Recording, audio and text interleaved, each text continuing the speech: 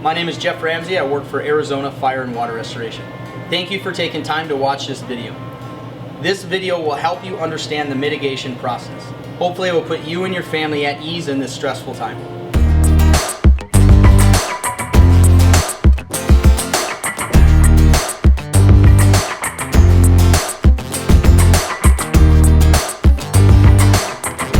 We're going to give you guys a scenario that we have to see every day.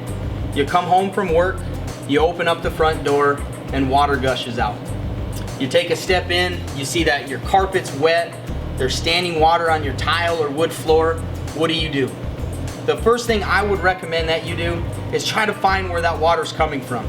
Let's say it was the toilet supply line. The first thing you want to do is shut the water off. You can shut it off at the angle stop or the main, either or. The next thing, call us. Give us a call, give the restoration company a call, get them out there. They'll let you know what the severity of the damage is. Once you got the mitigation services started, now it's time to let your insurance agent know what's going on.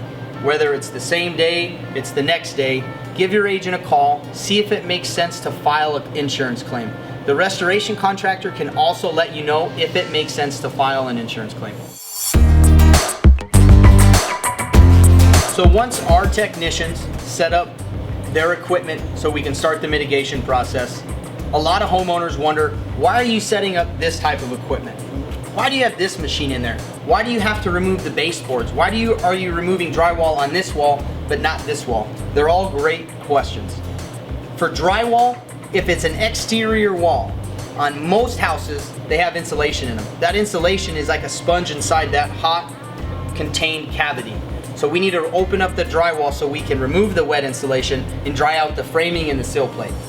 Some of the interior walls don't have insulation, so all we have to remove is baseboard, because remember, we want to get airflow on all the part of the wet walls. Let's take a look at the equipment and see why we use it and what is it for. This is our dehumidifier. With dehumidifiers, we use certain dehus for the size of the job. A bigger room, we'll use a bigger dehumidifier. A smaller room, we'll use a smaller dehumidifier. This is one of the most important pieces of equipment on a job when we're drying it out. It's going to suck in the air and the moisture and then exhaust it with some heat. Really key component to the dry out. This is our desiccant dehumidifier. This is going to be used for the hard to dry areas. Basements, something that you have to pump a lot of heat into. These are rare to use on jobs out in Arizona. But once again, it's a dehumidifier, it's a key component to a dry out. This is a negative air machine, also called an air scrubber. We use these on major demolition jobs where we're removing a lot of drywall, a lot of flooring, when there's a lot of debris in the air. It has an intake, a pre-filter, a HEPA filter, then it exhausts out. These are needed for major demolition jobs, any mold remediations, asbestos abatements. You'll probably see a lot more of them when we start doing more dry outs just for the dust factor. These fans also go underneath the cabinets. When you have cabinet and you have a loss that's in your kitchen, we'll take the bottom section of the kitchen, the toe kick of the cabinet out, and we'll place these underneath to get airflow. The point of a dry out and why we use these fans is to dry out the drywall. We want to get airflow on the drywall. We'll remove baseboard, toe kicks, wood paneling, anything and everything so we can get airflow on what we're trying to dry out. A thermal imaging camera, it allows us to see the temperature difference in the material. That allows us to see if something's wet or something's dry. What we'll do, it's a device that will shoot at what we think is wet. A lot of times the thermal imaging comes in big when it's a loss that came from above. Whether it's a roof leak, whether you're in a condo, an apartment, and you have a loss that happened upstairs and came down. The non-invasive moisture meter. This is a flat surface that we can put on any material. Drywall is usually what we put it on. We can put it on wood cabinets. There's different settings, but it doesn't damage the material we're testing. What we're looking for is the dry standard. What should that material be at when it's dry? Then we'll go to the affected area and see where it's at. Invasive meters. This has two prongs that will puncture through any of the materials that we're testing. Usually it's for wood.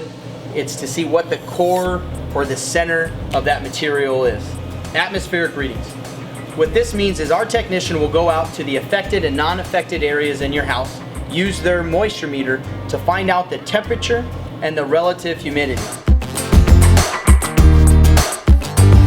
Now what happens is the insurance is going to allow us to dry out your house. Typically it's 3 to 4 days. Our guys will be going out every day once they start equipment. If more demolition, more drywall needs to be removed, then that's when they're going to remove it. Each day they're going to be taking moisture readings. They're going to be looking for the relative humidity in the air, what the temperature is. Those two equations will give you the grains per pound. That's going to tell us if we're drying it correctly. We'll first see high readings and they'll gradually go lower. We want to have low humidity, high heat to have a successful dry out. After the extraction's done, we remove some of the wet pad.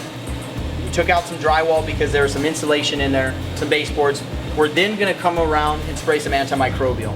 This is going to help prevent any type of mold growth, bacteria. This is an optional thing to spray for the homeowners. You don't have to have antimicrobial. I personally recommend it. We don't know what that water touched. If you can imagine stepping on your floors with your shoes and what you've stepped on throughout the day, that's why we spray an antimicrobial. So once all the demolition is complete, all the drywall that needs to be removed is removed, they're still going to go around and make sure every wall that's wet or not wet is marked. If it's wet, we got to make sure we have equipment on it. We want to see the defined line between affected and non-affected. Day 3, the technician's going to get out there. He's going to do his moisture reading and atmospheric readings as well. So day 1 and day 3, what's the difference between the moisture readings? Day 1, you're going to see really high humidity. You're going to see probably low temperature. What we want to have by day 3 is low humidity and higher temperature. By day 3, day 4, things should start to be drying where we can pull the equipment. If day 3 the moisture is still wet, we're still at 99% or 50% and it's day 3, we're going to remove that material. If it's drywall, we're going to remove it and see what's preventing it to dry out. There could be numerous things. There could be foil backing. You could have insulation inside of an interior wall. Something could be happening that's preventing it from drying out successfully. Anything that's still wet on day 3 or day 4, it gets removed. If it's dry, we will pull the equipment. Hopefully by day 4, day 5, the equipment's gone. The equipment's picked up, it's in the truck. The last step is making the customer feel comfortable that it is dry. We'll take them around their whole house, show them all the affected areas again, letting them know that this is dry. We'll put the meters back out on the wall, showing them so they can visually see that it's dry. What happens next is the mitigation's complete. Typically the contractor will then write the estimate for the mitigation and then submit it to your insurance company. Now all insurance companies are different, so you have to call and talk to your adjuster or just work with the restoration contractor. They should know how the process goes. Once the mitigation's done, they write their mitigation estimate. Then the adjuster will come back out. The contractor that you're going to have do the repairs will come out as well. They will then write a repair estimate. They'll want to get your house back to pre-loss condition. So this is a really valuable meeting for the adjuster, the contractor, and yourself to be at the same house so everyone's on the same page to start with. Okay, here's some just important facts to remember. Types of water losses. In our industry, there's different types of water losses. There's clean water losses, there's gray, there's black. There's a clean water source, which is going to be your water supply line. There'll be gray where it has some contaminants in it, but not enough to make you sick. Those are considered gray. Then there's black, sewer backup, outside water coming in. Those are category 3, those are black water losses. Category 3 water is going to have the highest level of contaminants. That source is usually going to come from a sewer backup, a toilet backup, a sink backup, or outside water coming in. When those losses happen, they're larger losses. We have to remove that material that was affected, whether it's carpet, pad, drywall, wood flooring, cabinetry. There's 3 really major different sources. How are we going to come up with your pricing? And is insurance going to cover it? It's a great question. Our pricing, we use Xactimate pricing. Most insurance restoration contractors use Xactimate pricing. The way we bill is after the mitigation's done. We don't know if it's going to be a 2-day dry out or a 4-day dry out. So after the mitigation's complete, we will then write the estimate through Xactimate, send it to the insurance company. The insurance company also uses this pricing, so it makes it really easy to come to an agreement for the estimate. I would recommend filing a claim when you have a great amount over your deductible. If you have a $1,000 deductible and a restoration contractor says it's going to be $1,500, I probably wouldn't file a claim. If the contractor says it's going to be around $3,500 and you have a $1,000 deductible, that's when I would file a claim. Also, when filing a claim, it depends on where the source came from.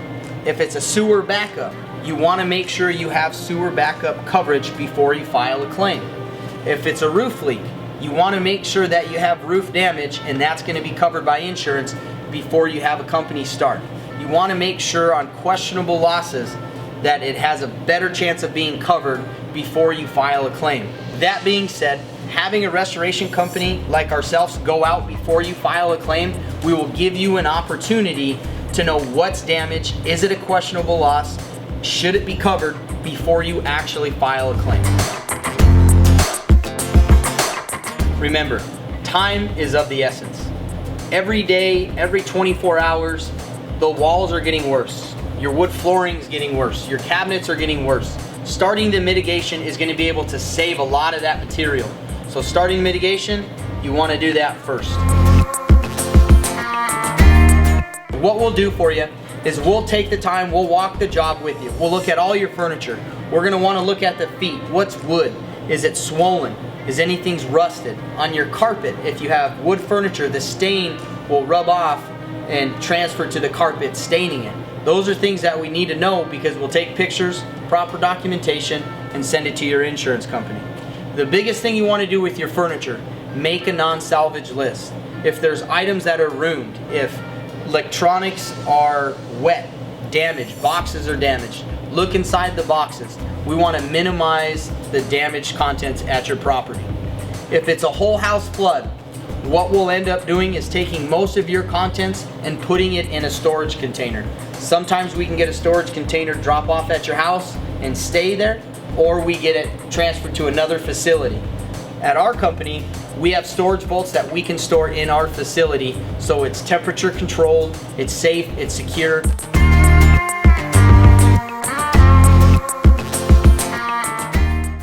So here's an overview of the whole mitigation process. Day one, you found the water loss. You called the restoration company out and you filed an insurance claim.